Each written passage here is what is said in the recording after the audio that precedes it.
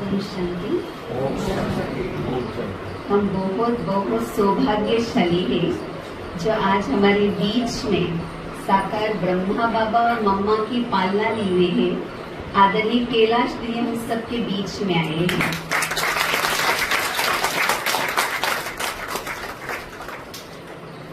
तो कैलाश दीदी को मैं कहना चाहूंगी कि दीदी जैसे हमने सुना कि आप आ रहे हैं तो सबके अंदर, क्योंकि आपकी कई बार हमने कहानियां सुनी है, पढ़ी है, तो अंदर एक उमंग उत्साह था कि दीदी आएंगे और दीदी के मुख से हम सुनेंगे, क्योंकि यज्ञ में ना ये पहला ऐसा अनुभव कहेंगे या ना जो भी कहेंगे इतिहास रहा है कि आपको खुद वतन में बाबा ने पढ़ाया है। तो आज हम खुद आपके मुख से ही सुनेंगे। भारत की संस्कृति है अतिथि देवो भव। तो मैं जिज्ञासा बहन को और चांद भाई को कहूंगी कि आप हमारे आए हुए मेहमानों का तिलक और फूल गुलदस्ते के द्वारा स्वागत करें।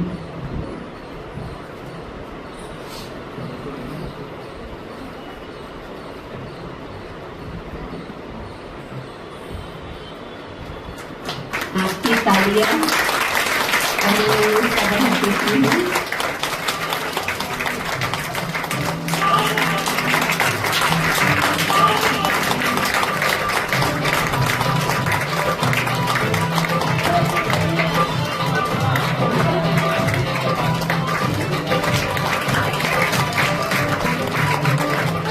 आज ये जो हमको चांस मिला है वो चांद भाई के कारण मिला है, इसलिए चांद भाई को भी बहुत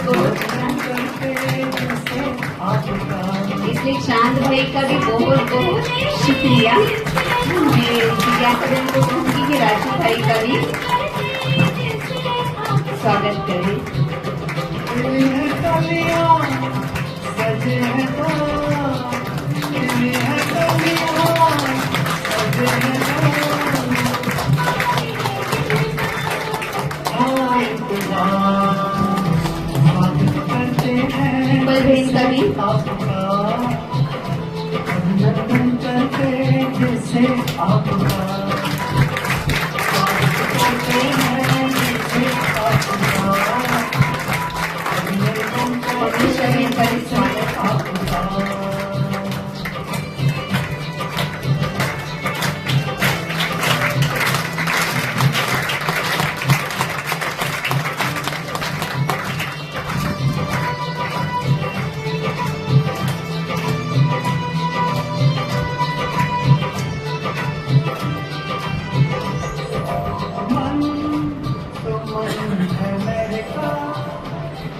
अभी मैं कैलाश दीदी का परिचय देना चाहूंगी। दीदी हिमाचल प्रदेश से है। आपने 1958 में केवल 11 साल की छोटी आयु में ही अपना जीवन ईश्वरीय सेवा में समर्पित किया ना, बहुत छोटी आयु, सिर्फ 11 साल की।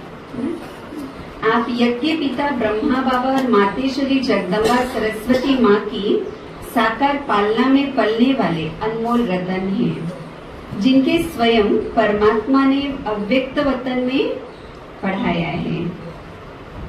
बाबा की आज्ञा अनुसार आपने हिमाचल प्रदेश, पंजाब, राजस्थान में सेवा दी।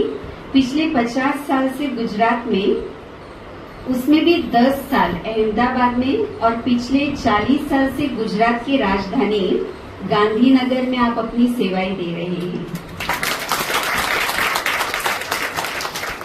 बाबा की दीदियों के आशीर्वाद से आप London, Dubai, मस्कत, Burma, Bangkok, Malaysia, Singapore ऐसे विदेश के कई स्थानों पर सेवा करने के लिए निमित्त बने हैं। अपने अविरत सेवा के बदले आपको Indian institution of human rights के द्वारा ह्यूमन राइट्स ऑफ पीस के अवार्ड से सम्मानित किया गया है। गुजरात राज्य की ओर से महिला शक्ति अवार्ड एवं गुजरात राज्य की महिला मुख्यमंत्री श्रीमती आनंदीबेन पटेल के हस्तों से लाइफ अचीवमेंट अवार्ड द्वारा भी आपको सम्मानित किया गया है। आप 2022 में राष्ट्रपति महोदय आदरणीय मुर्मू जी अपने पद ग्रहण करने के बाद गांधी जयंती पर गांधी आश्रम पधारे थे। तब गांधीनगर राजभवन में आपको खास समय दे विशेष मुलाकात कर आपसे बाबा के साथ के अनुभव का श्रवण भी किया था। तो ये हमारा बहुत बड़ा भाग्य है जो आज हम आमने सामने बैठकर दीदी के अनुभव का श्रवण करेंगे। तो मैं दीदी से कहूंगी कि आप हमारे बीच में अपना अच्छा ठीक है। तो मैं आदरणीय राजू भाई से कहूंगी कि आप अपना परिचय दें।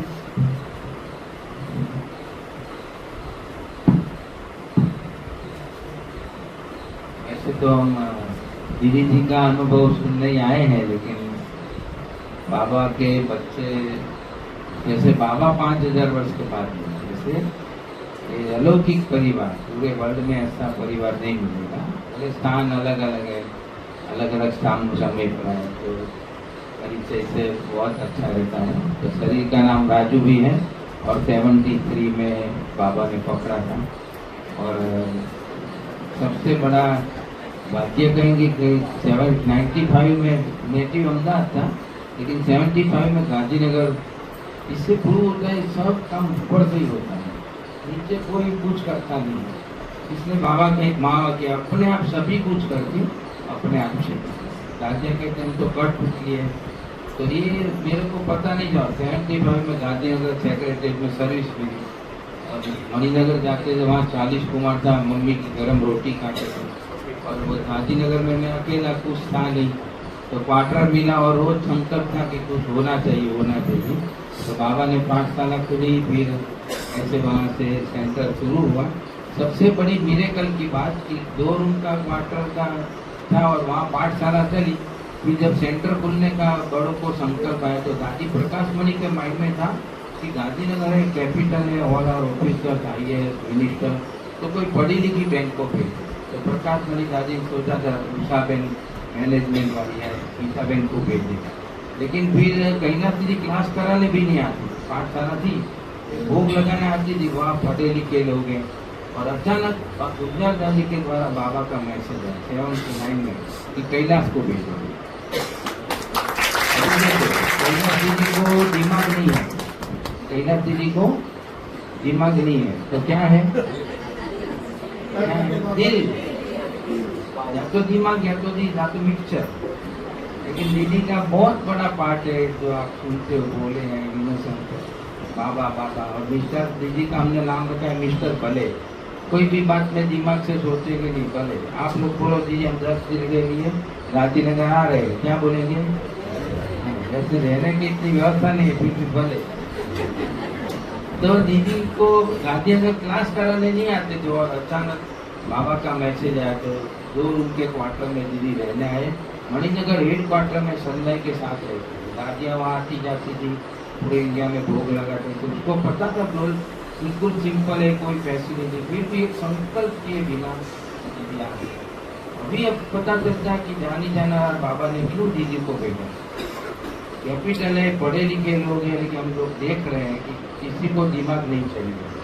कोई भी हो संसार में उनको दिल चाहिए, चाहे मिनिस्टर हो, IAS हो।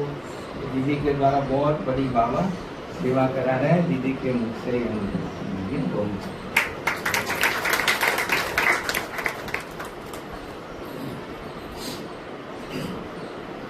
ओम शांति।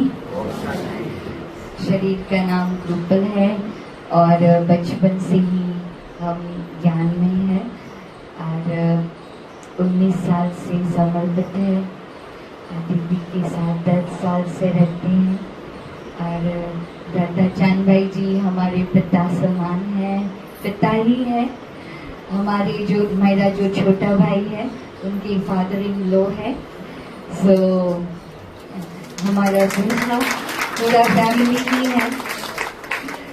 सो और दीदी के पास हम सेवाएं दे रहे हैं, तो ये हमारा बहुत बड़ा सौभाग्य है कि जो बाबा और मम्मा की पालना लिए हुए जो दीदी हैं, तो उनके साथ हम सेवा दे रहे हैं।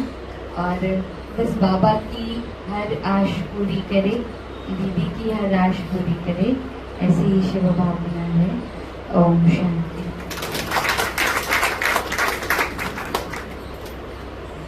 ओम शांति।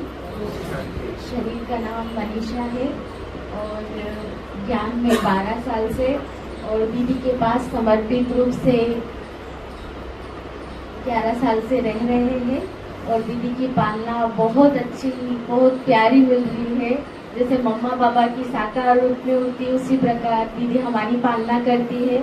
और कभी किसी को ऐसा नहीं लगता है कि हम हमारा जैसे नहीं है लौकिक घर छोड़ करके इस घर में आए हैं। इतना प्यार, इतना दुलार, बहुत प्यार से दीदी हर आत्मा की पालना करती है और इतना प्यार देती है कि चाहे वो ज्ञानी हो या अज्ञानी हो, हर एक के लिए दीदी की सेम ही भावना होती है और प्यार में ही हर इंसान खींचा चला आता है ना। ज्ञान तो हर मनुष्य के पास है, लेकिन जो प्यार जो होता है ना वो हर आत्मा को खींच लेता है।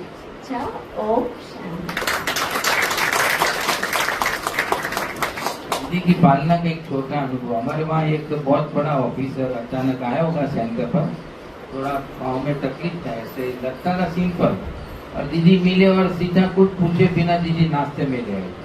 आजकल वो ज्ञान में नहीं, अज्ञान में नहीं, पता नहीं कोई परिचय नहीं, और सीधा के भैया चलो अंदर नाश्ता करो। वो नाश्ता किया, वो किया, अभी बाबा का पक्का बच्चा बन गया। तो बहुत दीदी के साथ जो मनीषा बहन वो भी सरेंडर नहीं हुई थी, अब उससे सीधा सेंटर पर रहने आई, थोड़ा टाइम ज्ञान में हुआ होगा। और बाबा का जो दीदी सैंपल है तो उसके माँ बाप घड़ी घड़ी फोन करते थे कि बेटा अच्छा लगता है ना कि दीदी की पालना इतनी अच्छी है, आप लोग भी याद नहीं करते।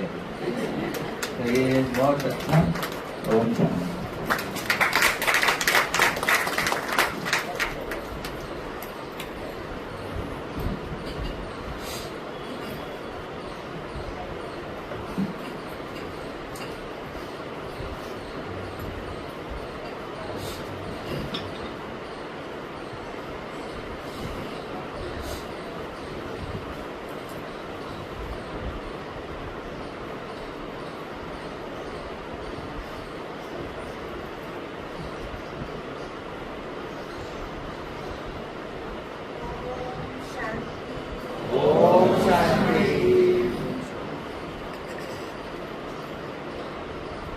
आज की सुबह बहुत अच्छी सुबह है, बहुत अच्छा सूर्य उदय है, प्रकाश ही प्रकाश सुबह होने पर हो जाती है। तो आप सबका भी आज की सुबह में कितना अच्छा दर्शन हो रहा है, आप सबको मिल रही हूँ, मेरे को बहुत बहुत खुशी हो रही है। और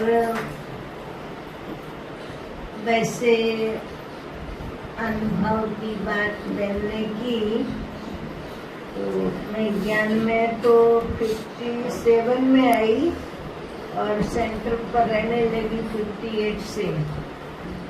छोटे ही थे, लेकिन मन में पढ़ी भी नहीं हूँ, और पढ़ी तो नहीं थी वो तो ठीक है, लेकिन बोलती भी नहीं थी। बोलने आता था पर किसी से बातें नहीं करती थी, किसी से मिलने का नहीं। सन्यासियों जैसे मेरे स्वभाव संस्कार थे। और जब मैं छोटी थी तो पिताजी भी काफी धार्मिक लाइन के थे, उनके गुरु के, लास्ट गुरु के पास हम भी जाती थी और बहुत अच्छा ज्ञान देते थे गुरु जी। अचानक जब गुरु जी के पास गए तो एक माता जी को हमें ही गुरु के पास ले गए थे, और वही ब्रह्मा कुमारी इसमें जाती होगी, और उसने फिर बाबा का ज्ञान दिया हम लोगों को कि भाई आप लोग ब्रह्मा कुमारी आश्रम में आओ। हमने बोला भले। तो पिताजी फिर जाने लगे बहुत अच्छा लगने लगा। जब पिताजी माताजी को ज्ञान अच्छा लगा तो पिताजी ने बोला कि हम इतने सालों से गुरु के पास जाते थे, तो गुरु से छुट्टी लेकर के फिर ब्रह्मा कुमारी में जाना चाहिए। पर माताजी को थोड़ा ऐसा सोच था कि अगर गुरुजी मना कर देंगे तो आज्ञा का तो पालन करना पड़े। तो फिर भी पिताजी गुरु के पास गए और बोला कि गुरुजी हम ब्रह्मा कुमारी सेंटर पर जाते हैं, वहाँ जो बहनें ज्ञान सुनाती है वो बहुत अच्छा लगता है, तो हम जाएं, आपकी परमिशन हो तो हम वहाँ रोज जाएं, और हमारे को नजदीक भी पड़ रहा है। तो गुरुजी बहुत अच्छी तरह से बोले कि सुंदरलाल भाई, हम आपके पोस्टमैन थे। पोस्टमैन एक जगह की पोस्ट लेकर के दूसरे जगह पहुंचाता है। मैंने पोस्टमैन बन के भगवान का संदेश आपको दिया और आपका संदेश भगवान को पहुंचाता था, पर सच्ची सच्ची मंजिल तो आपको अब मिली है, और इस राह पर चलने से आप बहुत अच्छी तरह से आगे बढ़ेंगे। आप जरूर जाओ। गुरु जी ने बड़ी खुशी से छुट्टी दी और हम लोग सब जाने लगे। बहुत अच्छा लगा। और फिर थोड़ा सा बंधन भी आया, लेकिन मेरे को इच्छा थी मैं ब्रह्मा कुमारी बनूं। तो जब हमारे घर वालों को पता चला, सेंटर वालों को, सेंटर की बहनों को, तो बहनें बोलने लगी, सेंटर वाले भी भाई बहन बोलने लगे। हमारे को देख करके बोले कि कैलाश मैन आप कभी भी ब्रह्मा कुमारी नहीं बन सकेंगे। तो भाई बहन बोले, उसका भी इतना दुख नहीं हुआ। घर वाले बोले, उसका भी बहुत फीलिंग नहीं आई। लेकिन जब बहनों ने बोला तो बहुत धक्का लगा कि इन्हीं ही बहनों के पास मुझे रहना है, यही रखने वाली है। और वो बहनें भी मुझे तो मना कर रही है कि आप नहीं सेंटर पर रह सकेंगी। अगर सेंटर पर रहेंगी तभी भी आप 1-2 महीना रह के वापस ही घर आएंगी, तो पहले से घर पे रहो। बहुत बहुत फील हुआ। और मैं बाबा को याद करती रही, बाबा मैं क्या करूं। बाबा को ये भी बोलूं कि बाबा आपको सेंटर पर नहीं रखना था, अपना नहीं बनाना था, तो ज्ञान क्यों दिया? और ज्ञान दिया तो फिर सेवा कराओ। परंतु कुछ भी तो हो नहीं सकता था, सबके सब मना करते थे। एक बार अचानक हम सेंटर पर ही थी, योग कर रही थी, और ख्याल आया कि मैं मम्मा बाबा को लेटर लिखूं और पूछूं। तो बाबा को लिखना तो आता नहीं था, लेकिन बाबा को और मम्मा को हमारे साथ में जो लड़कियां आती थी उनको बुलाया और उनसे लेटर लिखाया कि मेरा नाम कैलाश है, मेरे को 11वां साल शुरू हुआ है और मुझे ब्रह्मा कुमारी बनना है, पर मेरे को सब लोग मना करते हैं। तो मेरे को ब्रह्मा कुमारी बनना है, तो बाबा मैं ब्रह्मा कुमारी बनूंगी या नहीं बनूंगी?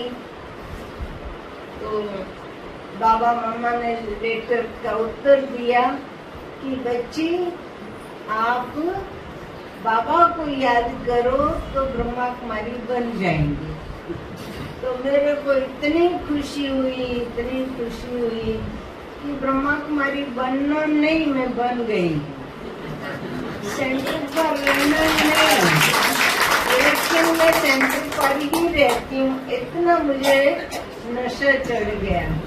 और दीदी तो लेटर सुना के चली गई और मैं ना फिर उसी दिन से लेकर के झाड़ू कैसे लगाने का, बर्तन कैसे मांजने के, कपड़े कैसे धोने के, सब्जी कैसे काटने की, वो सब कुछ मैं सीखने लगी। मुझे बहुत खुशी हुई क्योंकि माता जी तो हमारे को कुछ भी घर पे करने नहीं देती थी। तो वो इसलिए नहीं करने देते थे, मैं पढ़ी इसलिए नहीं थी कि मैं 7 पीढ़ियों के बाद घर में लड़की हुई थी। हमारे घर में लड़के होते थे, लड़कियां नहीं। तो बहुत खुशी मनाई। और जब वो जन्म पत्री बनी तो उसमें ऐसा था कि मैं बहुत बचपन में सन्यासी बनूंगी।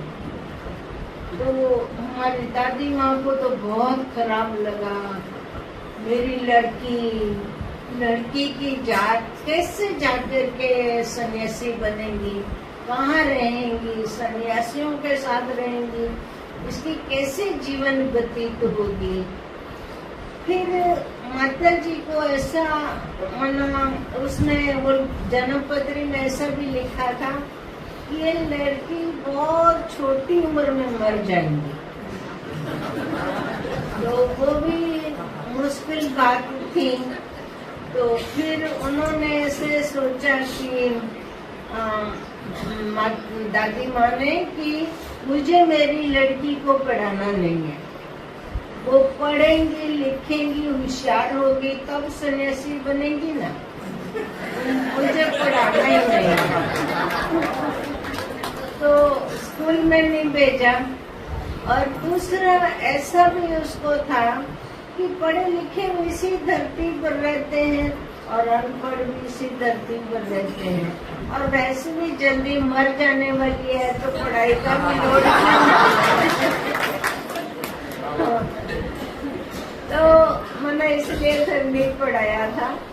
फिर जब बाबा के बने तो कई बार हम सेंटर पर जब रहने का था तो मम्मा बाबा को जब लेटर लिखा तो बाबा ने बोला कि बच्ची तो योग कर और ब्रह्मा कुमारी बन जाएंगे।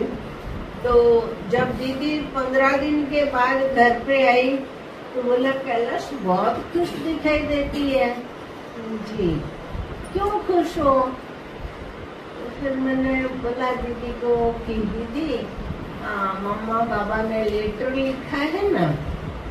तो दीदी ने और आगे नहीं बोलने दिया, लेकिन दीदी ने कहा अरे बुद्धू,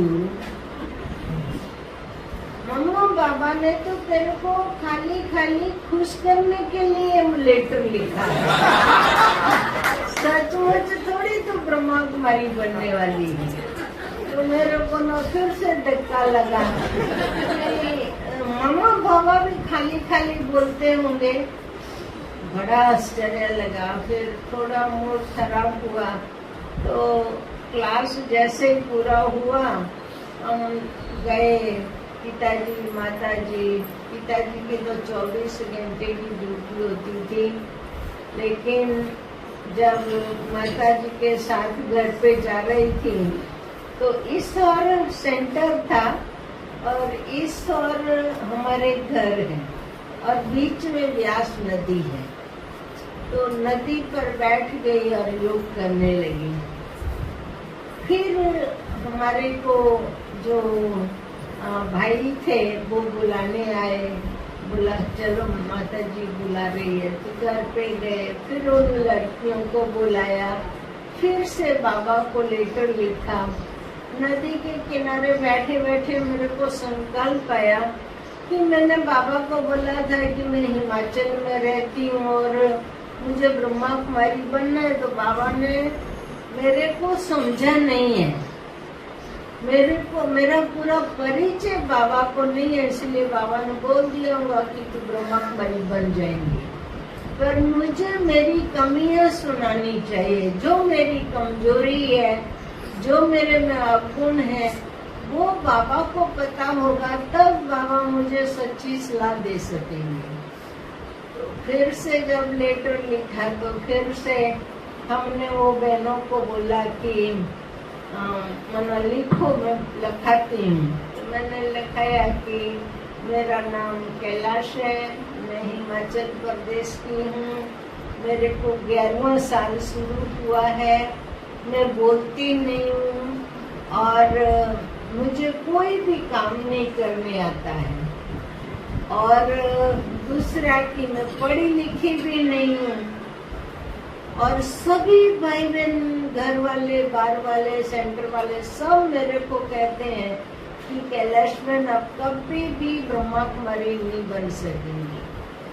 और मैंने ऐसे कहती है कि तुम ब्रह्मा कुमारी बनेंगी तो 1-1.5 महीने के बाद घर आएंगी, तो पहले से ही घर में रहो। तो बाबा मुझे कुछ भी नहीं आता है, तो आप बताओ मैं ब्रह्मा कुमारी बनेंगी या नहीं बनेंगी। और मुझे ये जो कहते हैं कि 1-2 महीने में वापस आएंगी, तो मैं कभी भी मन में वापस ना आऊं, उसके लिए मुझे क्या ध्यान रखना है। तो ऐसी ऐसी बातें जब सब लेटर में लिखी, बाबा मम्मा ने पढ़ी, और उसके बाद फिर से बाबा मम्मा ने लेटर का उत्तर दिया। बहुत अच्छा उत्तर दिया, इतना अच्छा उत्तर दिया कि वो चाहे ज्ञानी हुए अज्ञानी हुए, ब्रह्मा कुमारी बनो ना बनो, घर में रहो या जो भी करो, सब लोगों को काम आवे, ऐसी मम्मा बाबा ने शिक्षाएं दी। बाबा ने सबसे पहले लिखा कि बच्ची तू पहले भी ब्रह्मा कुमारी थी, अभी हो और सदा रहेंगी। दूसरी बात मम्मा बाबा ने लिखी कि बच्ची आप जब सेंटर पर आओ तो ये सोचना कि ये घर मेरा सदा काल के लिए है, इस घर के बाद और कोई मेरा घर ही नहीं है। तो याद की बात ही नहीं है। फिर तीसरी बात मम्मा बाबा ने लिखी कि इस घर में मैं जीते जी आई हूँ, अपने दिल से आई हूँ, मरने के बाद मेरी यहाँ से अर्थी निकलेंगी मैंने। कितनी अच्छी बातें थी।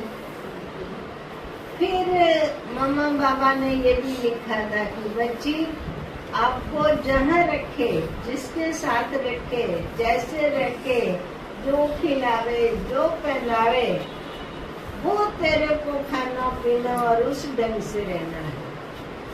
बहुत अच्छा।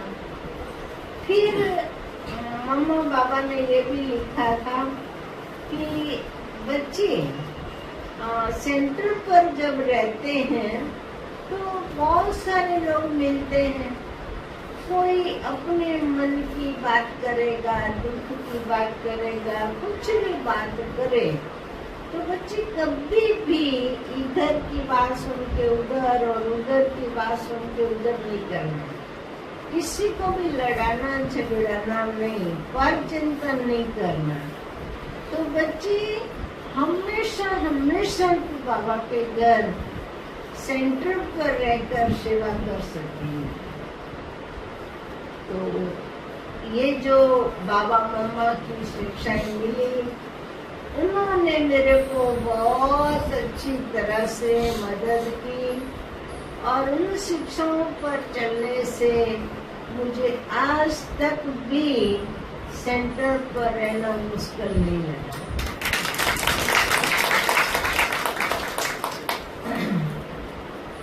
तो ये जो मतलब 4-5 बातें मम्मा बाबा ने बताई, वो मेरी जीवन में बहुत बहुत काम आई। बाकी एक बात मेरे को किसी ने बोला अभी थोड़ा समय पहले कि दीदी आपका अनुभव भी हमने सुना है, लेकिन कुछ आपको जो बाबा ने माना ये ध्यान का पार्ट जो आपका खुला, उसका भी कोई संदेश सुनाना। तो मैं वैसे वो संदेश का कभी भी कोई को सुनाती नहीं थी, पर आजकल के दिनों में ही मैं कुछ समय पहले सूरत गई थी, तो वहाँ पर मेरे को बुलाया कि कैलाशवन आप यहाँ आओ और यहाँ पर माना 70-75 लोगों का भोग है श्राद्ध का। तो इतने लोगों का भोग रखा है, आपको भोग लगाना है। मैंने बोला अभी तो मैं भोग नहीं लगाती हूँ। तो उन्होंने बोला कि भले नहीं लगाती है, परंतु वो पहले के जो संदेश है ना वो सुनाना। भले। तो फिर गई और संदेश वगैरह जो पहले बाबा को भोग लगाती थी वो संदेश सुनाए। इसमें एक मैंने ये भी सुनाया कि एक बार मैं गांधीनगर रहती थी, उससे पहले अहमदाबाद में थी। तो एक भाई थे, बड़े भाई थे, और वो हम लोगों के पास माना सेंटर पर आते थे, परंतु उनके बच्चे ने जब दूसरा मकान लिया तो बच्चे के पास रहने गए। तो फिर वो ये जो हमारी स्टेज पर रहती है ना शारदा बहन अहमदाबाद वाले, उसके पास वो जाता था। तो मैंने एक भाई था जो बाइक पर जा रहा था, किसी को 40,000 रुपया लिया था वो देने के लिए। तो रास्ते में रॉन्ग साइड ट्रक आया और बाइक भी मानो स्पीड में था और ट्रक भी स्पीड में था। तो दोनों की जोरदार टक्कर हुई और उसी समय जो आगे टायर घूम गया, पिछला घूम गया, वहीं मर गया। तो फिर शोक सभा रखी, तो उसमें वो कोई भाई जा रहा था, तो बोला फलाने का घर कहाँ है। तो वो भाई ने, हमारे वाले भाई ने बोला कि चलो मैं छोड़ के आता हूँ।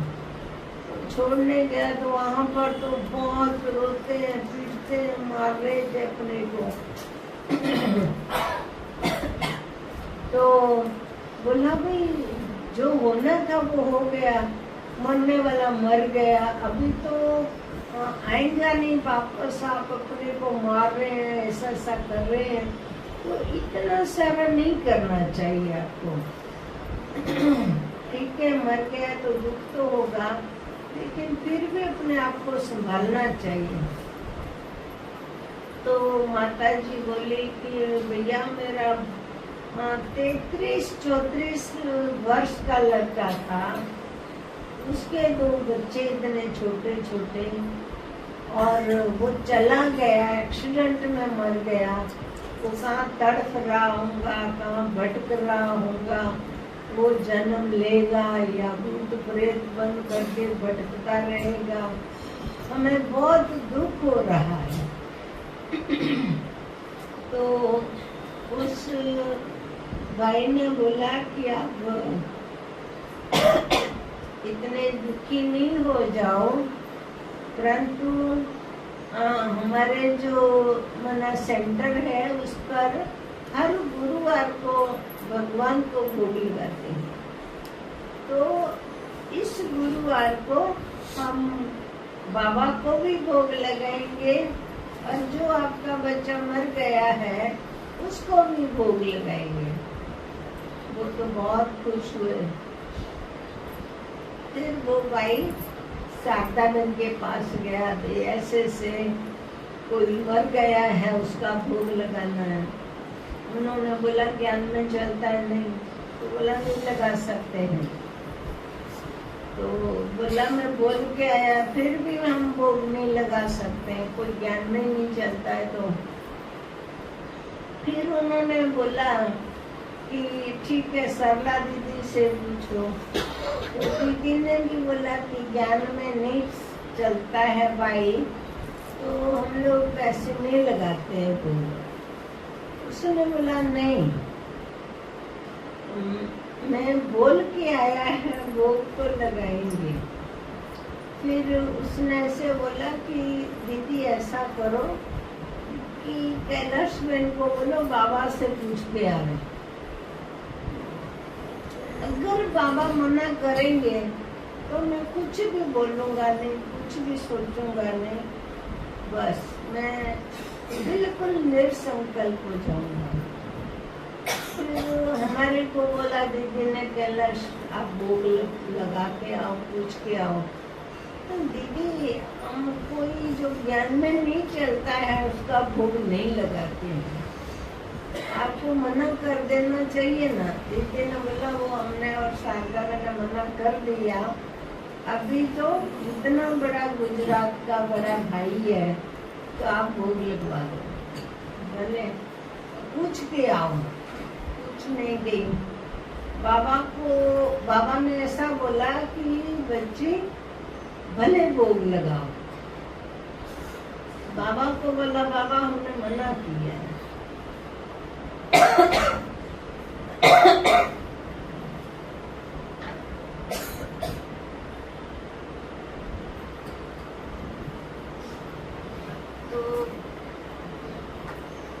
तो बाबा ने कहा कि बच्ची भोग लगाने में बहुत बहुत सेवा समाई होगी, बहुत कल्याण है, भले भोग लगाओ। बाबा बोले तो फिर तो कोई कुछ कर ही नहीं सकता है ना। तो फिर भोग लगाया। 2-3 दिन के बाद जब भोग लेकर के गई, बाबा को भी भोग स्वीकार कराया, वो भाई को भी लेके गई।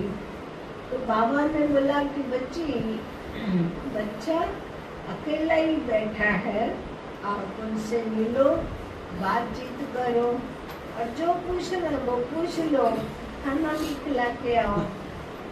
तो वो भाई को पास हम गए, इतना छोटा सा टेबल था, थोड़ा ऊंचा था। तो उसके माना वहाँ वो कुर्सी रखी हुई थी और कुर्सी पर बैठा था और एक बुक पढ़ रहा था। तो हमने वहीं भोग रखा और बोला भैया आपके परिवार वालों ने बहुत बहुत आपको याद दी है और बहुत याद कर रहे हैं, आपके बच्चे, पत्नी, माँ, बाप सब।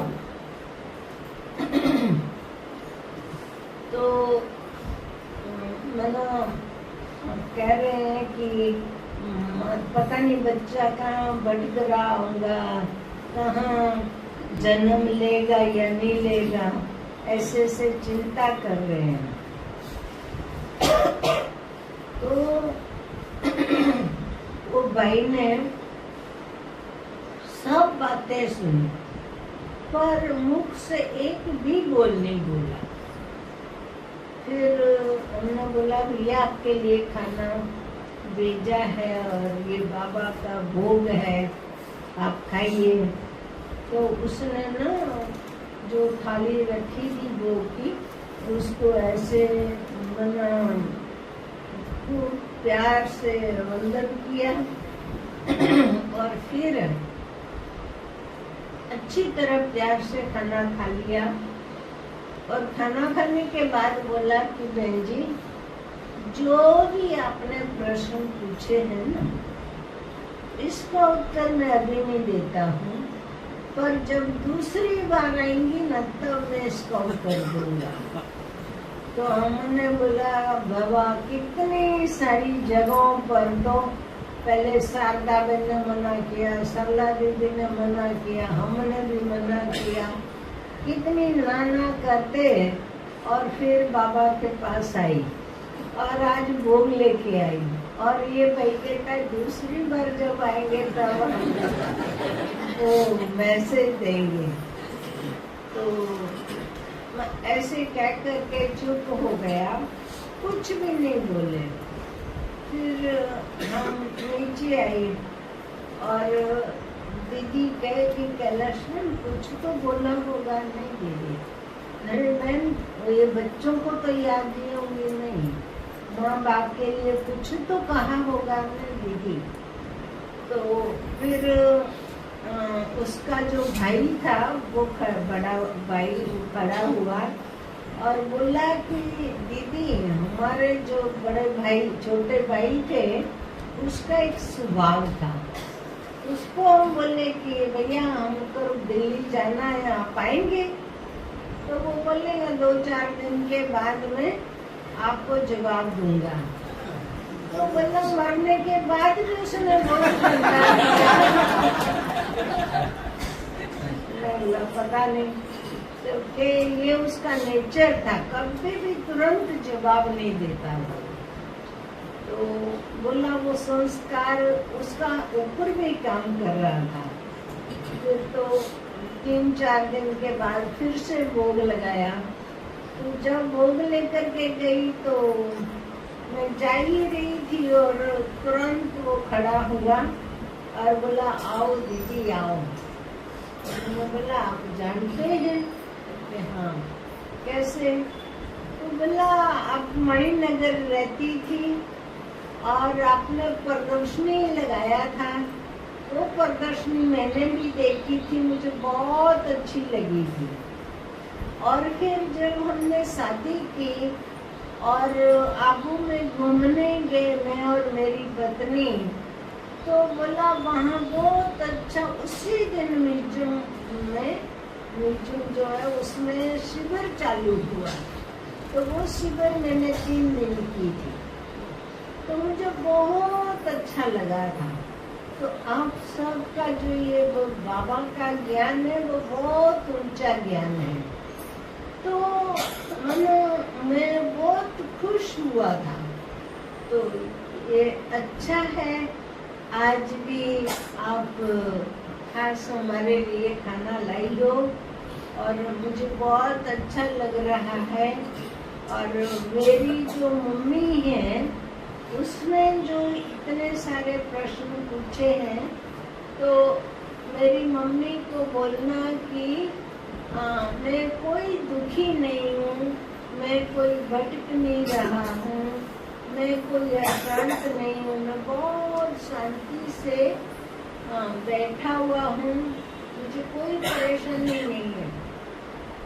लेकिन मम्मी पूछती है कोई इच्छा रह गई है, कोई आपका अधूरा संकल्प रह गया है तो हम पूरा करेंगे।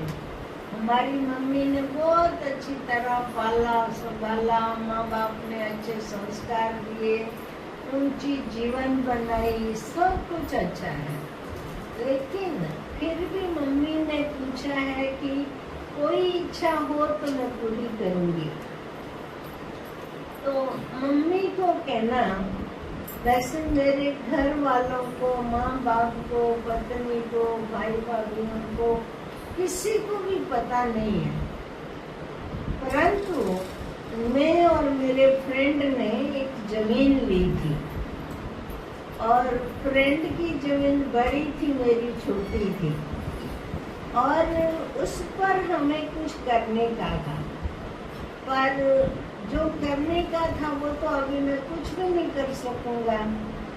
तो मेरी एक इच्छा है कि वो जो मेरी जमीन है उस जमीन पर बाबा का सेंटर बने तो मुझे बहुत बहुत खुशी होगी। तो हमने बोला, रे भैया आपने कहाँ जमीन ली है, वो कहाँ होंगी, आपका फ्रेंड कौन, हम तो कुछ भी नहीं जानते हैं। तो बोला मेरा फ्रेंड है ना, अभी घर से निकला है, ऑफिस जा रहा है, और वो उसका जो ऑफिस जाने का रास्ता है वो आप जहाँ से भोग लाई हो ना, वो सेंटर के नजदीक से नीचे से ही जाता है। तो मैंने कहा पर उसको हम जानते ही नहीं है, आपके फ्रेंड को नाम ही पता नहीं है। तो उस भाई ने बोला कि मैं ना मेरे फ्रेंड को ऑफिस जा रहा है तो मैं उसको सेंटर पर भेजता हूँ। मैंने बोला भले, हमने तो देखा नहीं है। तो बोला कि भले नहीं देखा है, वो जब सुनेगा ना तो सामने से अपना परिचय देगा। तो क्या भले। फिर मना हम जब ऊपर से उसको खिला पिला करके सब नीचे आई और संदेश सुना रही थी, तो उसी समय एक भाई आया और बिठा, सारा संदेश उसने सुना। और जब मैंने पूरा किया तो वो भाई खड़ा हुआ, बोला बहन जी ये जो आपने संदेश सुनाया ना वो मेरे फ्रेंड का था, मैं उसका फ्रेंड था। और वो मेरे फ्रेंड ने छोटी जमीन ली थी, मेरी बड़ी है। पर मेरे फ्रेंड ने मुझे बोला था कि जब तक मैं ना बोलूं तब तक किसी को भी सुनाना नहीं। मेरे घर में मेरी पत्नी को, भाई बहन, माँ बाप को, किसी को भी बताना नहीं कि हमने जमीन ली है। गले तो मैंने उसको मना किया हुआ है, परंतु वो उसका जो जमीन के कागज वगैरह है वो सब मेरे ही पास है। तो फिर उसने बोला कि अभी तो मैं ऑफिस जा रहा हूँ, लेकिन मैं ऑफिस जाके घर पे जाकर और फिर जो भी जमीन के कागज है वो सब कुछ मम्मी पापा को दूंगा और उनको जो करना है वो करे और जैसे भी करना हो, जिसको भी देनी हो। बाकी अगर जमीन देखनी है तो मैं आपके साथ आकर के जमीन वगैरह दिखा सकता हूँ। तो ये जब सुना तो उसकी माँ, दोनों माँ और बाप खड़े हो गए शारदा बहन और सरला दीदी के पास और हाथ जोड़ के बोला कि देखो दीदी, हम सब रीति से संपन्न हैं, लेकिन मेरे बच्चे की अंतिम इच्छा है कि मेरी जो जमीन है उस पर बाबा का सेंटर बने। तो दीदी वो जमीन पर आप बाबा का सेंटर बनाओ। तो हम तो कितने समय से 5-6 साल से जमीन, मकान, दुकान, होटल सब देख देख के थक चुके थे। अंबाजी में हमारे को सेंटर चलता था, लेकिन वो भाई को मकान चाहिए था और हमारे को सेंटर के लिए कुछ चाहिए था जो मिल नहीं रहा था।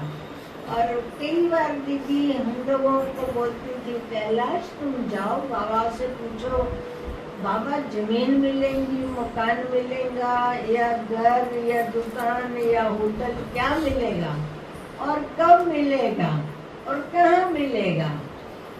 वो बाबा मकान बता देवे ना, तुम देख के आओ।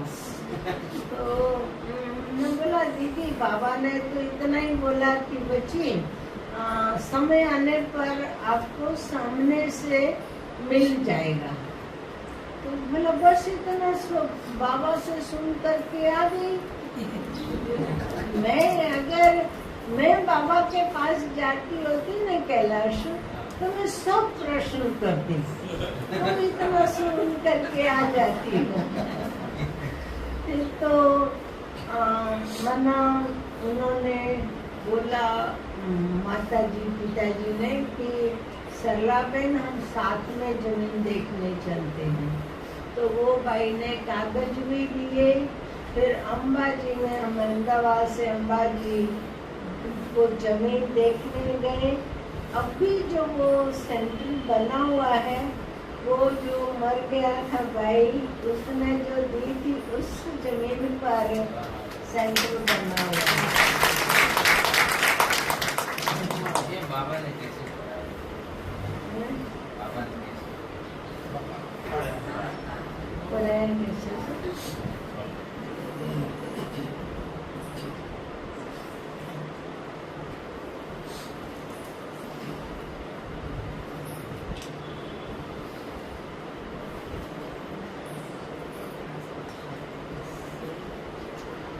पढ़ाया तो बाबा ने इसलिए होगा कि मुझे बहुत दुख होता था, मैं पढ़ी हुई नहीं, और मेरे से जब मैं सेंटर पर रहने के लिए आई तो कई लोग पूछते थे, हम पानी लेकर के किसी को जाऊं या नाश्ता देने के लिए जाऊं, और वहाँ मेरे से पूछ ले कि बहन आप कितना पढ़ी हुई है? तो मेरे को ना बहुत खराब लगता था। मैं सोचती थी सब लोगों को पता है मैं नहीं पढ़ी हुई, फिर क्यों पूछते हैं? हालांकि उनको पता ही नहीं होवे, ना ख्याल ही ना होवे, जानते ही ना होवे, और मुझे ऐसा खराब लगता था। मैंने पानी दे दिया, फिर गिलास लेने के लिए नहीं रहूंगी, प्लेट दी तो फिर वापस ले आनी है, मैं कभी नहीं चाहती थी। जब वो उठ करके चले जाएंगे तभी वो सब उठाएंगे, बाकी नहीं चाहिए। तो दीदियाँ भी बहुत, दीदियों को फील होता था, दीदी बोलती थी कि कैलाश को बहुत दुख होता है, तो वो भी बोलती थी कि मैं तेरे को पढ़ाती हूँ। बहुत लोगों ने पढ़ाने की कोशिश की, पर माना कई लोग जो पढ़ाते थे ना, क वगैरह लिख देवे और लिख करके बोले भी सही कि मैंने क लिखा है ना, तू याद करना, फिर मैं शाम को पूछूंगी। तो जैसे मैं चले जाते थे और शाम को पूछे कि याद किया? क्यों नहीं याद किया? मुझे नहीं आता है। तो कभी पढ़ने नहीं आता है, नहीं आता है। फिर मैं बोल देती थी कि मुझे पढ़ाओ ही नहीं आप लोग। ऐसे करके मैं पढ़ने की कोशिश ही नहीं करती थी, और शर्म भी आती थी, इतनी बड़ी हो गई, लोग तो फिर वो ऐसे ही चलती रही। जब बाबा के पास गए हुए थे, पार्टी थी, तो दीदी कुमारियों का परिचय दे रही थी, तो बताया, सब बहनों का नाम बताते, परिचय देते, मेरा भी नंबर आया। तो दीदी ने बोला, बाबा ये कैलाश है और बहुत बोली है, बहुत दिल से सेवा करती है, और बाबा बोलती नहीं है, और पढ़ी लिखी भी नहीं है, अनपढ़ है। और बाबा को बोला कि बाबा ये ध्यान में भी जाती है। तो जब ध्यान का बोला तो बाबा ने बोला, अच्छा बच्ची जाती है ध्यान में? तो दीदी ने बोला, हाँ बाबा जाती है।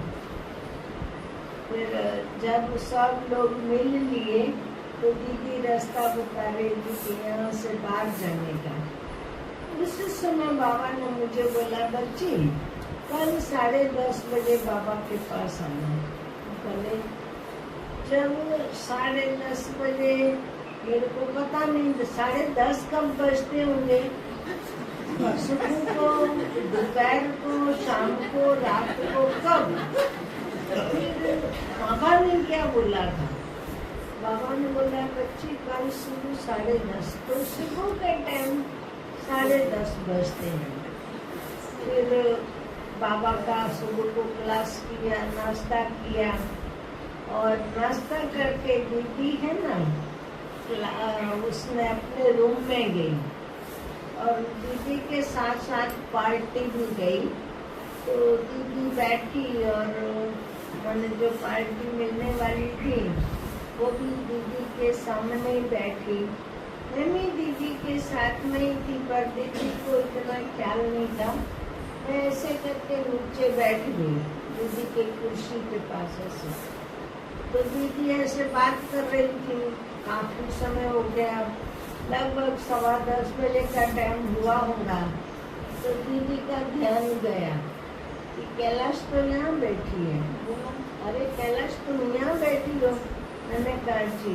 अरे क्या जी, उठ के आप जल्दी जल्दी सभी बहनों के कपड़े इकट्ठे करके अच्छी तरह से साफ करना गले। तो फिर हम गए और सब बहनों के कपड़े इकट्ठे करके धोने लगी। उस जमाने में ना 0 का गोला होता था बाथरूम में, इतने छोटे छोटे बाथरूम थे। और जब धुलाई करके ऊपर सुखाने गई तो काफी तो साफ ही थे वो, लेकिन कुछ जो ब्लाउज थे वो वहाँ से बहुत मैले, क्योंकि ट्रेन वाले थे। हम तो रिजर्वेशन भी नहीं लेते थे, कोलसे वाली ट्रेन होती थी। कपड़े तो इतने अच्छे मैले होते थे जो रंग का भी पता ना चले। फिर जैसे हम नीचे ले आई कपड़े और ऐसे ऐसे मैं घस रही थी साबुन। शांति स्तंभ के बाजू में अभी भी कोनर पर नल है, तो मैं ऐसे ऐसे धो रही थी। और इतने में बाबा और कुछ दादियाँ सैर कर रहे थे। तो लच्छू दीदी ने बाबा को बोला, बाबा कैलाश नल पर कपड़े धो रही है। तो बाबा ने बोला कि बच्ची अभी शांत रहो, आवाज नहीं करना, चलो बाबा बच्ची के पास चलते हैं। तो बाबा और सभी दादियाँ बाबा के साथ साथ आने लगी। हमने तो फुल नल खुला हुआ था और बाबा के पास 10:30 बजे जाना है, बाबा के पास 10:30 बजे जाना है, ऐसे अंदर ही अंदर याद कर रही थी। और बाबा ने आकर के ना आँखें बंद कर दी। जैसे आँखें बंद की तो मुझे अच्छा नहीं लगा। ये कौन है जो आँखें बंद कर दी? मुझे जल्दी बाबा के पास जाना है। तो बहुत मिस सोचने लगी। फिर याद आया कि जो आंखें बंद करता है उसका अगर नाम लेते हैं तो वो तुरंत खोल देता है। तो फिर मैं बोलने लगी कि राज दीदी है, कृष्णा दीदी है, विमला दीदी है, ऐसे सब के नाम लेने लगी। तो मना फिर ना किसी ने आंखें नहीं खोली और मैं तो बहुत कंटाल गई, परेशान हो गई कि कौन है जो आंखें बंद कर दी, मेरे को बाबा के पास जाना है।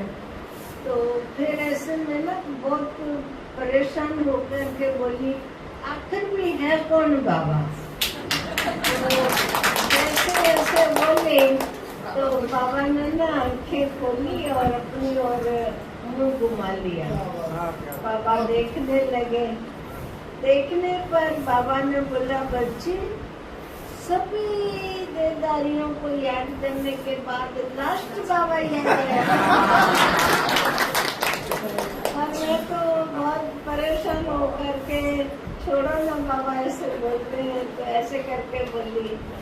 फिर बाबा में मेरे सावन वाले हाथ थे ना, तो बाबा की तो बहुत उम्र थी, ऐसे पकड़ो ना तो पता चल जाए कि बाबा क्या ही हाथ है ऐसे। लेकिन साबुन वाले थे ना हाथ, तो मैं ऐसे ही रखे हुए थे।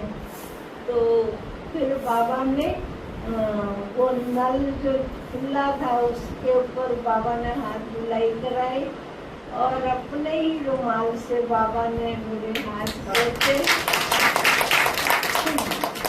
फिर हाथ पकड़ा और लच्छू दीदी को बोला कि बच्ची नल बंद कर दो, जो चीज वहाँ जहाँ है वहीं रहने दो।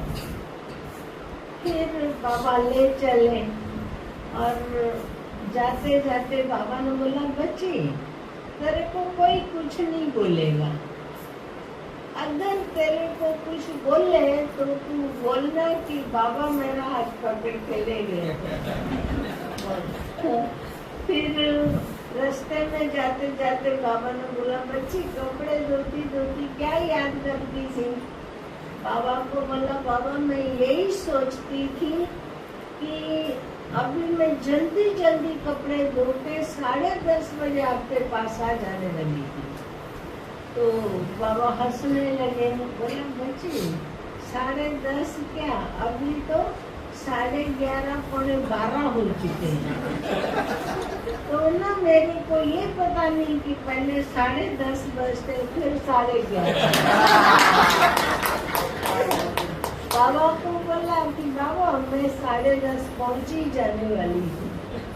तो बाबा ने फिर बताया कि बच्ची पहले 10:30 बजते फिर उसके 1 घंटे के बाद फिर 11:30 बजते। ऐसे करके समझाया। मेरे को लगा कुछ गलत बोली होगी।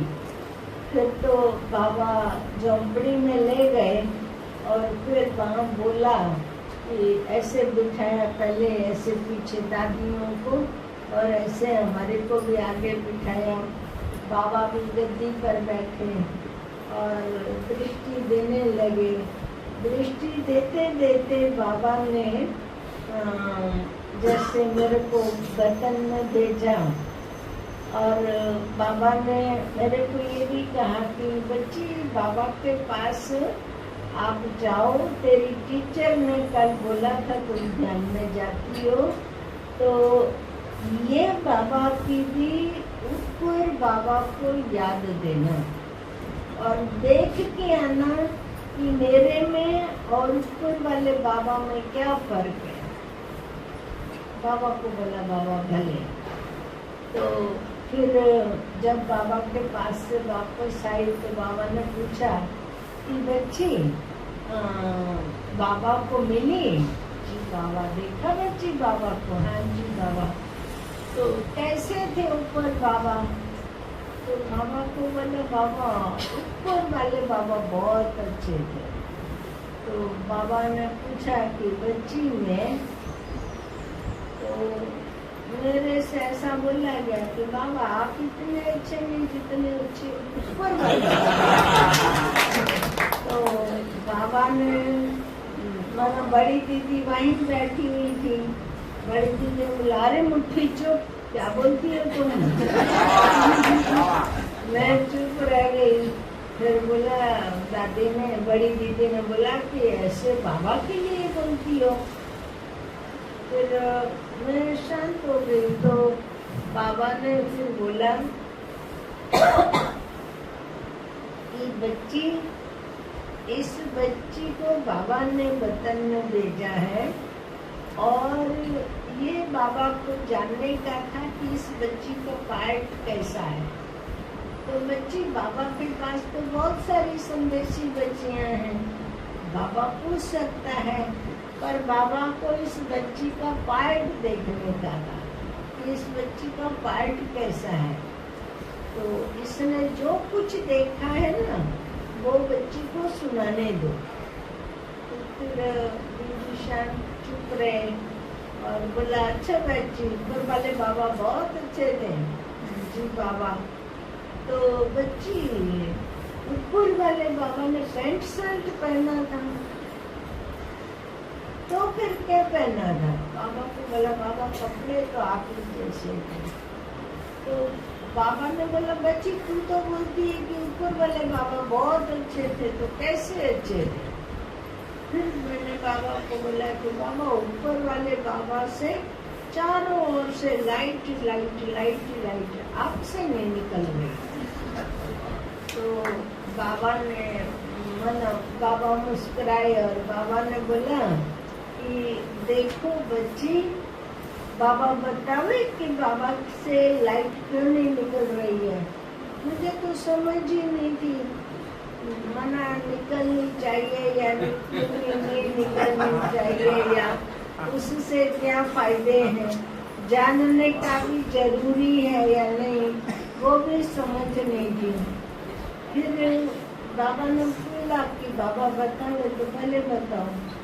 तो फिर बाबा ने बताया कि देखो बच्ची, जैसे लौकिक में स्टूडेंट होते हैं तो पढ़ते हैं ना, तो वो कुछ लक्ष्य रखते हैं, मैं डॉक्टर बनूंगा, इंजीनियर बनूंगा, वकील बनूंगा, और उसके बाद वो फिर पुरुषार्थ करने के बाद वो डॉक्टर या इंजीनियर बनता है। तो ये बाबा भी शिव बाबा का स्टूडेंट है। तो बाबा इस साकार बाबा की संपूर्ण स्टेज ऊपर है, तैयार है। तो इस बाबा को ऊपर जो तुम देख के आई है बाबा को, उस बाबा जैसा बनना है। तो बच्ची अभी बाबा भी पुरुषार्थ कर रहे हैं। तो मतलब कितनी बड़ी बाबा, कितनी बड़ी हस्ती, इतनी बड़ी मनोहस्ती होते हुए भी बाबा हम संदेशी बच्चियों के द्वारा अपनी अवस्था को चेक करते थे व करवाते थे, जान लेते थे और फिर उसी रीति से पुरुषार्थ करते थे। तो ये जब बाबा ने हमारे को जयपुर भेजा, तो फिर पूछा, बाबा ने बुलाया कि बच्ची जयपुर में अच्छा लगता है? हाँ जी बाबा। तो बाबा ने हम ऐसे बैठी हुई थी तो बोला, बच्ची तेरे को सन्यासी बनना था, तो ये तेरी जीवन सन्यासी जीवन ही है। जी बाबा। फिर बाबा ने बोला कि बच्ची आपकी तो उम्र भी बहुत छोटी है, बहुत जल्दी मर जाएंगी बच्ची। तो ना मेरे को बहुत खुशी हुई। बाबा को बहुत खुशी खुशी से पूछा, बाबा मैं कैसे मरूंगी? मेरे को बीमार पड़ने से बहुत डर लगता है। तो बाबा ने बोला कि बच्ची कुछ नहीं, काम करती करती सो जाएंगी और मर जाएंगी। तो मेरे को अच्छा और भी बहुत अच्छा लगा। फिर बाबा ने कहा कि बच्ची मैं बहुत खुश हुई ना। तो बाबा ने बोला कि बच्ची मरना क्यों चाहती हो? बाबा बहुत गंभीर हो गए। मुझे तो पता ही नहीं कि मरना अच्छा नहीं होता है। मैं तो खुश थी। बाबा को जैसे ही बाबा ने पूछा कि बच्ची आप तो सेंटर पर रहती है, कोई दुख है बच्ची? ना। कोई तकलीफ है? ना। कोई कुछ बोलता है? ना। तो मरना क्यों चाहती है? बाबा को सच सच बोला, बाबा मैं मरूंगी ना तो फिर दूसरे घर जन्म लूंगी, छोटी बच्ची बनूंगी, फिर मैं बहुत बहुत पढ़ूंगी और बहुत सेवा करेंगी। तो बाबा ने बोला, पढ़ने के लिए मरना चाहती हो बच्ची? हाँ जी बाबा। बच्ची पढ़ने के लिए मरना चाहती है? जी बाबा। बाबा ने बोला, बच्ची पढ़ने के लिए थोड़ी मरना होता है, तेरे को बाबा पढ़ाएंगे। बाबा को बोला, बाबा मेरे को तो बहुत पढ़ाने के लिए लोगों ने संकल्प किया, लेकिन मुझे पढ़ना नहीं आता है। लेकिन नहीं आता तभी तो बाबा पढ़ाएंगे ना बच्ची। फिर बाबा ने बोला 5 साढ़े 5 बजे के आसपास आना बच्ची। हाँ, बाबा को हमने बोला कि बाबा पढ़ना, मेरा ड्रामा में नींद ही नहीं है। तो बाबा बड़े उसे ध्यान से सुन रहे थे मेरी बातें। तो बाबा ने बोला, देखो ये बच्ची कितनी बोली, भगवान का दिया हुआ ज्ञान भगवान को ही सुना रही है। फिर तो बाबा ने बहुत स्नेह से बोला कि बच्ची आप है ना शाम को 5:30 बजे आओ। भले तो हम गए तो दादियाँ बैठी हुई थी, बाबा उनको लेटर सुन रहे थे लक्ष्मी दीदी से। तो जैसे मैं गई तो बाबा ने देखा बच्ची आगे आ जाओ, तो जगह ही नहीं थी, ऑफिस तो खुल था। तो मैं बाहर की साइड थी, दरवाजे के बाहर, तो अंदर की साइड आई। फिर बाबा ने दादियों को बोला कि इस बच्ची के लिए थोड़ी जगह करो। तो दादियाँ आगे पीछे होके थोड़े से बैठने की जगह दी। मैं बैठी। बाबा ने बोला कि इस बच्ची को बाबा ने बुलाया है, बच्ची पढ़ी लिखी नहीं है, पढ़ने नहीं आता है, तो इस बच्ची को बहुत दुख होता है कि ऐसे मेरे कौन से हिसाब है जो मैं भगवान की मुरली नहीं पढ़ सकती हूँ। तो बच्ची को बहुत दुख होता है। तो बाबा पढ़ाएंगे। तो वहाँ काफ़ी दादियाँ बैठी हुई थी। दादियों ने बोला कि बाबा आप इतनी बड़ी हस्ती और ये इतनी छोटी बल्कि इसको बाबा आप इतना टाइम इसके लिए गवाएंगे, इसको कोई भी पढ़ा देगा बाबा, आपको इतना टाइम नहीं इसमें लगाना है। तो फिर मना बाबा ने कहा नहीं बच्ची, बाबा ने बोला है कि बाबा पढ़ाएंगे तो पढ़ाएंगे। और बाबा ने लिखना शुरू किया और 1-1.5 बाकी लाइन थी लिखने की। उसी समय रुक्मणी दादी का जयपुर से फोन आया।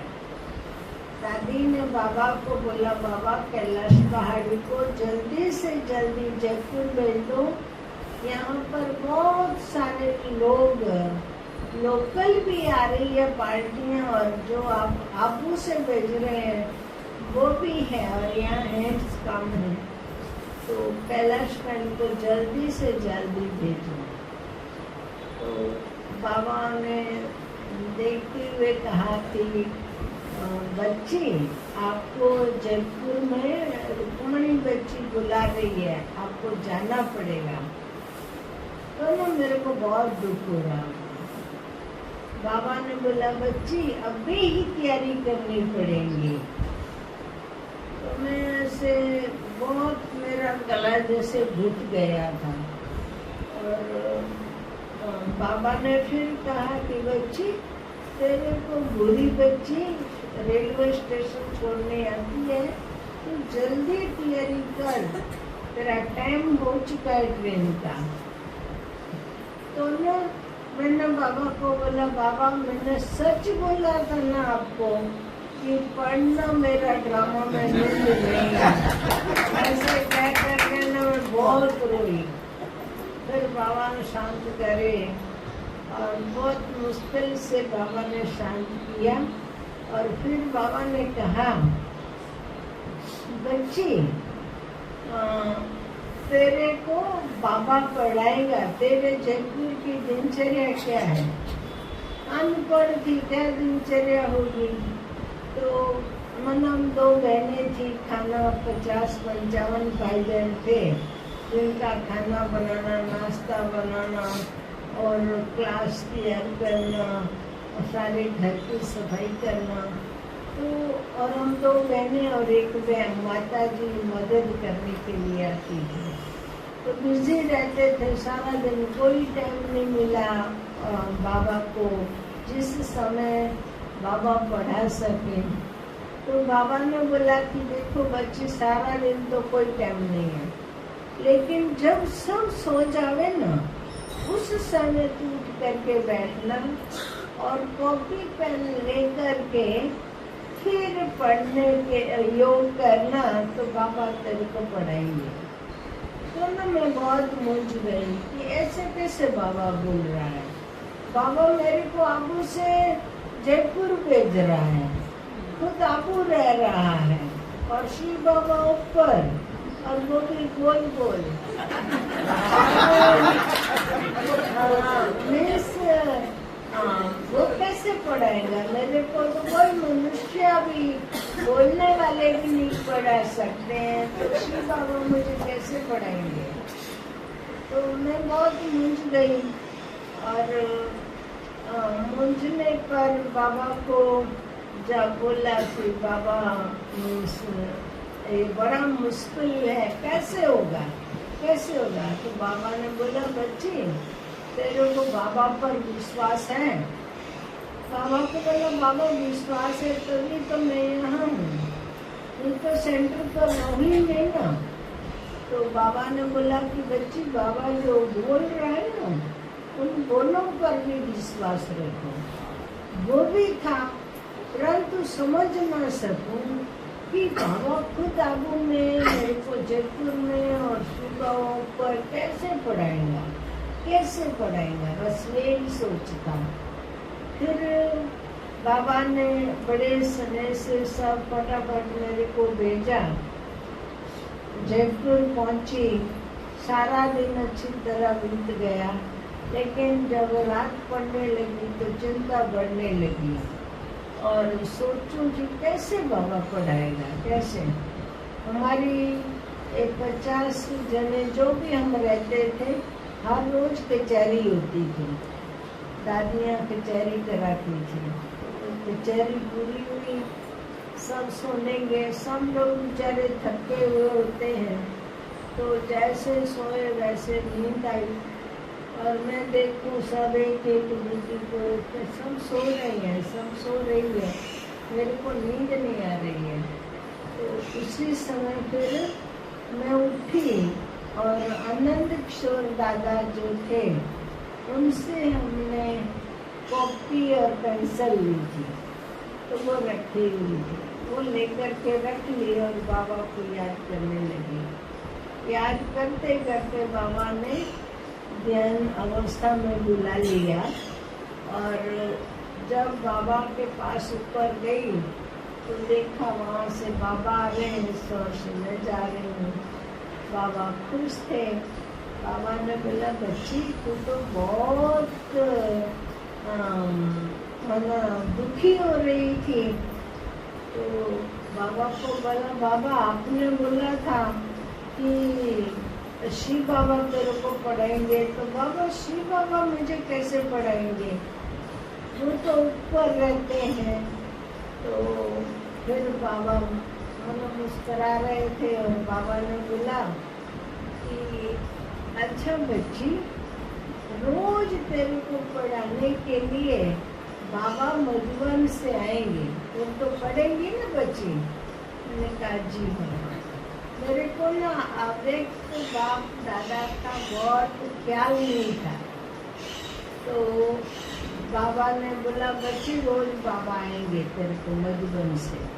तो मैंने सोचा सच्ची बाबा मधुबन से आएंगे, और उस समय बाबा ने बहुत अच्छी तरह से कॉपी पेन जो था वो लिया, मेरे हाथ में पेन दी और बाबा ने मेरा हाथ पकड़ करके बोला बच्ची शिव बाबा ऐसे लिखने का, ब्रह्मा बाबा ऐसे लिखने का, मम्मा ऐसे, ज्ञान योग ऐसे ज्वाइंट अक्षर बाबा मम्मा ने पढ़ना लिखना सिखाए थे।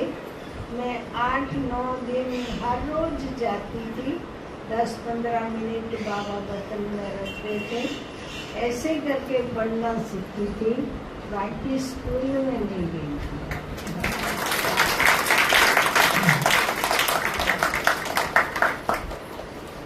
और ये जो बाबा ने बोला था कि बच्ची तेरी उम्र बहुत छोटी है, तो ऐसे तो बहुत लोगों ने बोला था, काफी पंडितों ने बोला था, मेरी जन्म पत्री में भी लिखा हुआ था, लेकिन बाबा के बोलने में थोड़ा सा फर्क रहा।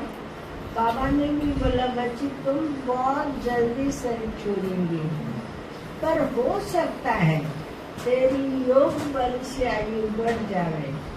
योगियों के जो श्वास होते हैं वो बहुत शीतल होते हैं, इसलिए आयु बढ़ जाती है।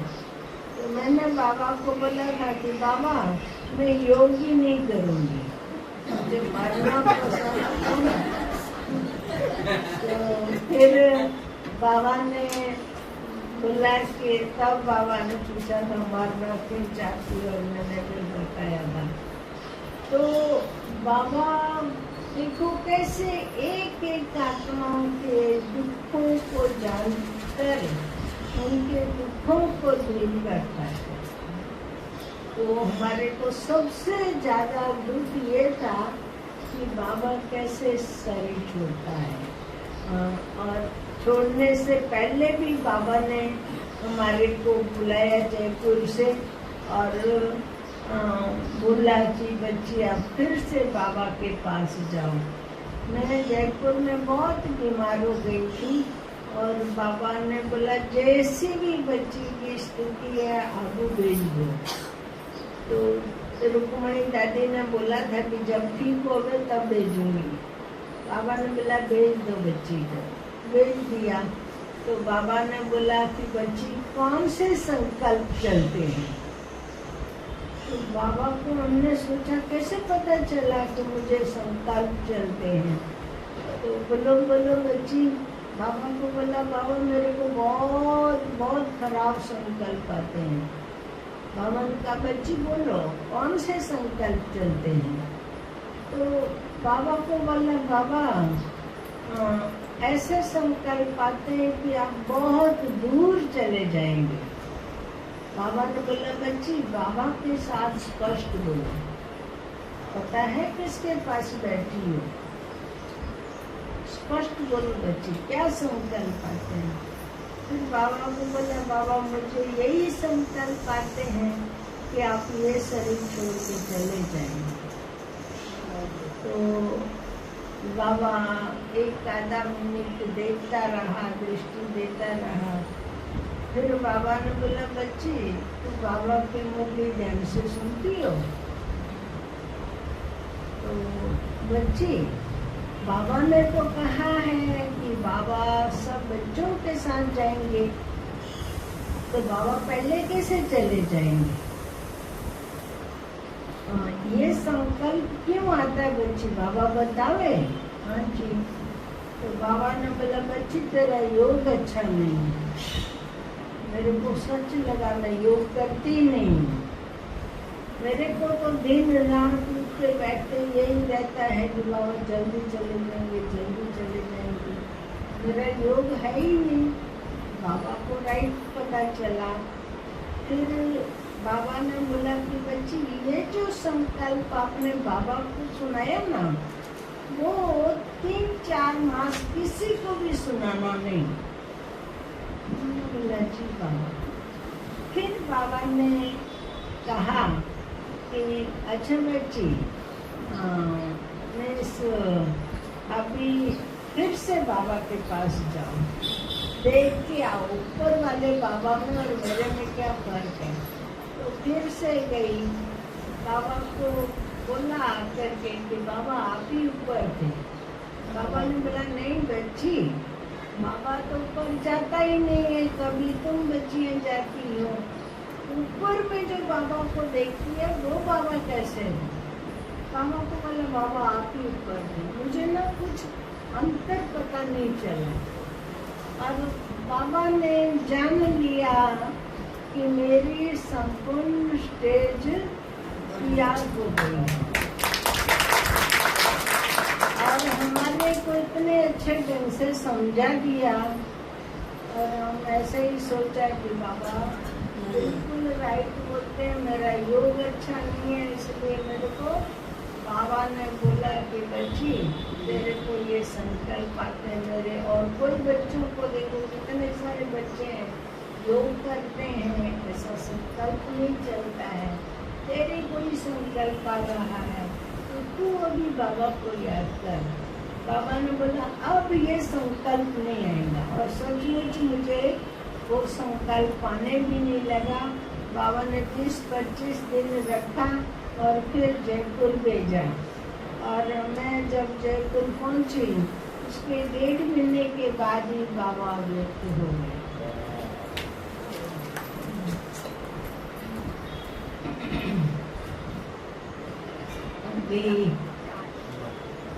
अभी आपका टाइम हो गया है। हम ये कार्ड दे रही हूँ सबको। ये मुझे बहुत अच्छा लगता है। ये साकार बाबा की मुरली की पॉइंट्स हैं, लेकिन बहुत अच्छी है। और इसमें जो लिखत है ना, उसको पढ़ करके हमारे गांधीनगर के 6-7 लोग आप उठात करते करते बच गए।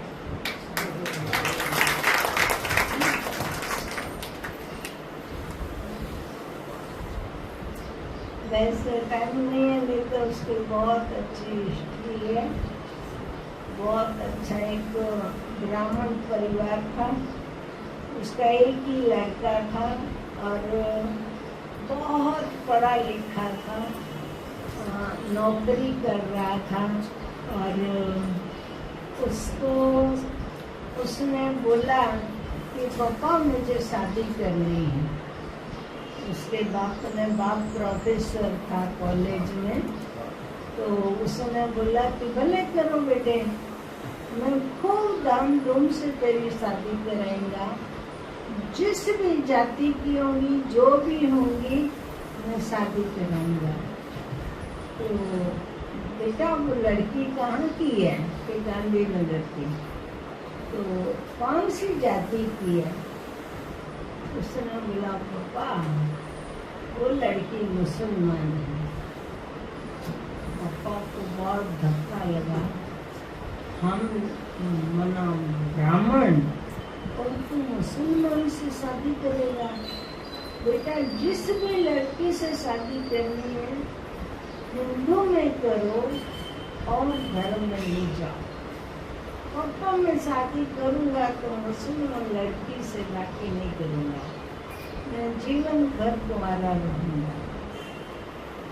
तो उसने जब शादी फिक्स की तो माँ बाप को बोला कि मैं अभी शादी करने जा रहा हूँ, तो आप दोनों को भी कल आना है। बहुत बड़ा उसका बाप भी काफी अच्छा था और वो भी बहुत पढ़ा लिखा था। तो बोला बेटा फिर भले शादी कर, लेकिन शादी करने के बाद आप मेरी शक्ल नहीं देखोगे। तो बोला नहीं पापा ऐसा कुछ नहीं सोचो। जब वो शुरू तैयार हो रहा था, गुरुवार का दिन था और हम भी सेंटर पर थे, भूख लगाया, क्लास कराया, नाश्ता करके हम बैठी हुई थी। तो उसी समय मेरे को संकल्प आया कि कुछ होने वाला है, कुछ नुकसान होगा, कोई मर जाएगा, किसी का एक्सीडेंट हो जाएगा। तो फिर मैं बाबा के रूम में जा कर के बाबा को याद करने लगी। बाबा को बोलूं बाबा जो भी है वो आपके बच्चे हैं, आप संभाल लेना, आप वहाँ पहुँच जाओ, आप मदद करो, ऐसे वैसे। फिर ऐसे बोल करके मैं जब योग में बैठी तो मुझे संकल्प आया कि ये जो कार्ड है वो कार्ड में उस भाई को भेजूं। तो पर वो ज्ञान में नहीं चलता था और सेंटर पर भी नहीं आता था, पर उसका फ्रेंड जो था ना उसको मिलने के लिए कभी कभी आता था। तो ये हमने कवर में डाल करके भेजा और ऊपर लिखा अर्जेंट पढ़ना, तो और भोग भी भेजा। तो वो भाई को दिया कि ये आपके लिए कैलाश दीदी ने लेटर भेजा है और बोला अर्जेंट पढ़ना। तो वो उठा और वो लिया कवर फाड़ा और पढ़ने लगा। पढ़ता गया, रोता गया, पढ़ता गया, रोता गया। और फिर मुँह धुलाई करके उसने क्या किया था कि सुबह उठ करके उसकी पत्नी को बोला तू नाश्ता बना, और खुद ने ये पंखे में रस्सा बांध लिया, पूरी तैयारी कर ली और दरवाजे पर ताला लगा के नीचे आ गया और बोला जैसे बच्चा जाएगा ना मैं लटक जाऊंगा। तो जैसे ये लेटर गया पड़ा और फटाफट ऊपर आया, दरवाजा खोला, रस्सा खोला, सब मना ठीक किया। तो लड़कियों को जाके बोला बेटा तू अच्छी तरह तैयार हो जा, मैं खूब धाम-धूम से तेरी शादी करूंगा। तो उस लड़के ने सोचा मेरा पापा डिप्रेशन में चला गया, पागल हो गया। और नहीं तो इसको तो बहुत चिढ़ है, वो तो बहुत गुस्से में था। और फिर तो मैं इसको तो तैयार हो ही रहा था और उसके मैं अपनी पत्नी को बोलता जल्दी तैयार हो जाओ, हम बच्चे का खूब धाम-धूम से शादी करेंगे। वो भी तैयार हो गए, वो भी तैयार हो गए। और उसको ये अच्छा लगा कि इस ड्रामा मतलब ड्रामा कल्याणकारी है। इस ड्रामा में जो भी कुछ नूत है वो होना ही है, उसको कोई रोक नहीं सकता है, किसी का दोष नहीं, उसको भगवान भी चेंज नहीं कर सकता है। तो उसको ये हुआ कि इस ड्रामा को भगवान भी चेंज नहीं कर सकता, तो मैं कौन मेरे बच्चे का ड्रामा चेंज करने वाला।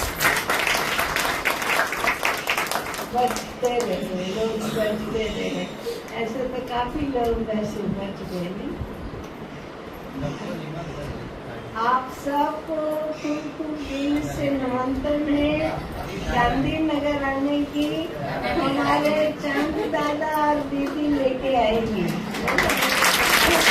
2 घंटे बहुत जबरदस्त है आपके पास, है ना। वंदे भारत बॉम्बे से गाड़ी रखे।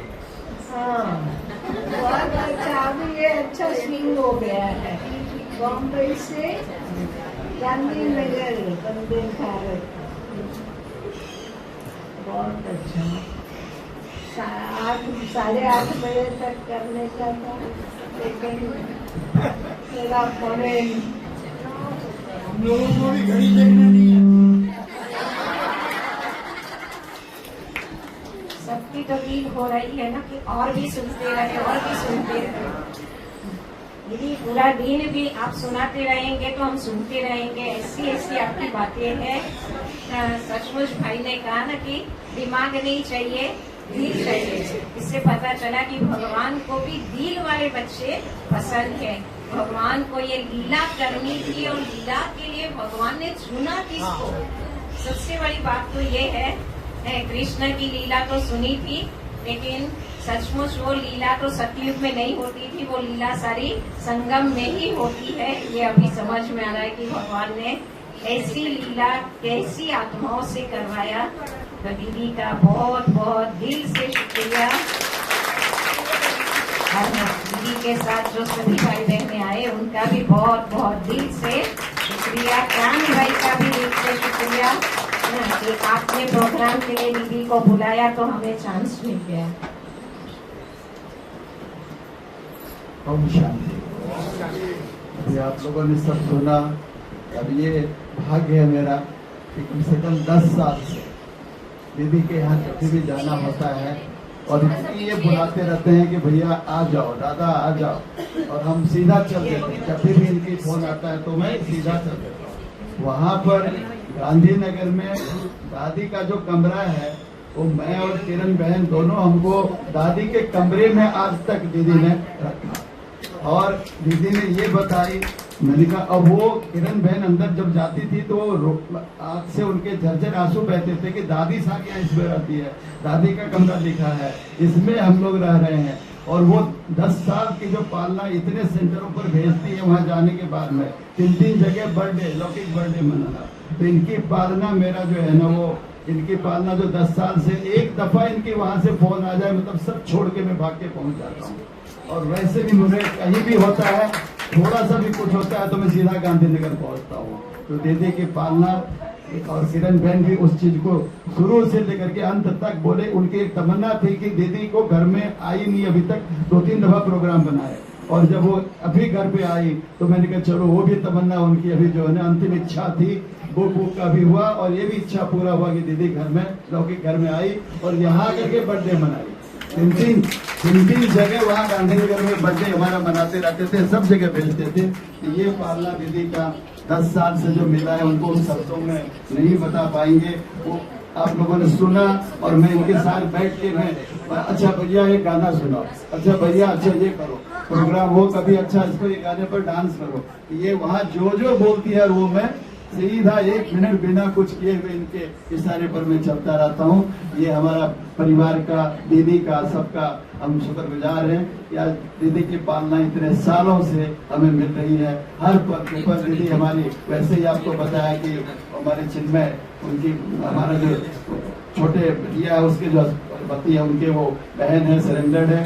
सारा परिवार गांधीनगर का। राजू भाई के लिए मैं क्या बोलूँ, राजू भाई से जब भी बात होती है और वहाँ जाने के बाद मैंने वो इनकी जो है वो हम दोनों के लिए वो जो प्यार है, तो गांधीनगर परिवार में ऐसे ही जब कई दफा बात होती थी, रानी दीदी बोलती थी बिहार में आ जाओ, यहाँ सरेंडर हो जाओ, यहाँ सेवा करो। मैंने मधुबन वाले ऐसे ही हमको कई दफा वहाँ पर भी डॉक्टर गुप्ता यही रह जाओ, यही सरेंडर हो जाओ। मैंने कहा सरेंडर कहीं होना होगा तो मैं गांधीनगर में होगा।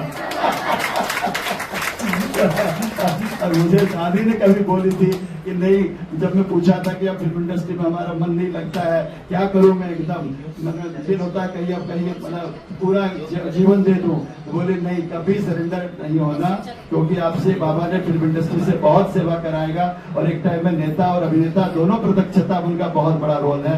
इसीलिए मैं कहीं पर भी सरेंडर का ये नहीं करता हूँ और इंडस्ट्री की सेवाओं में लगा हुआ हूँ आप लोगों के प्यार से। Thank you, thank you, thank you Ravi भाई, थैंक यू दीदी, आप यहाँ पधारी और सारे पूरे परिवार, मनीषा, सब ये लोग जब वहाँ पहुँचता हूँ तो सारे एकदम ऐसे, मनीषा दीदी है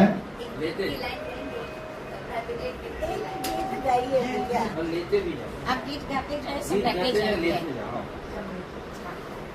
दादाजी ने बहुत बार बोला था कि कैलाश ट्रेन हमारे सेंटर पर। हाँ बिल्कुल, बहुत सालों से। चलिए तो बाबा के ही एक गीत में गाता हूँ और ताकि सब अपना लेते जाइए, योग में अपना योग होता जाएगा।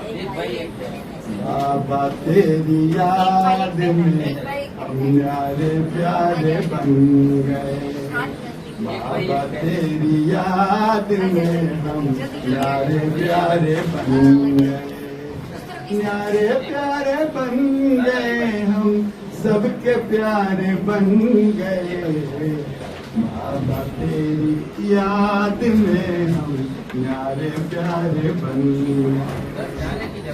प्यार का सागर है तू, शांति का सागर, प्रेम का सागर है तू, शक्तियों का सागर, सब कुछ देकर मास्टर सागर हमें बना गए, बाबा तेरी याद में हम प्यारे प्यारे बन गए।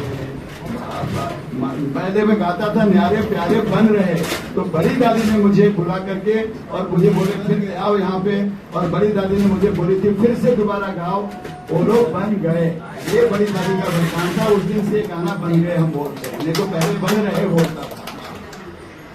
एक किरण देकर मुझको नया जन्म दे दिए, एक किरण देकर मुझको नया जन्म दे दिए, किरणों की बरसात करके, किरणों की बरसात करके नवजीवन हमको दे गए, बाबा तेरी याद में हम प्यारे प्यारे बन गए, बाबा तेरी याद में हम प्यारे प्यारे बन गए, प्यारे प्यारे बन गए हम, बाबा के प्यारे बन गए, बाबा तेरी याद में हम प्यारे प्यारे बन गए, बाबा तेरी याद में हम प्यारे प्यारे बन गए।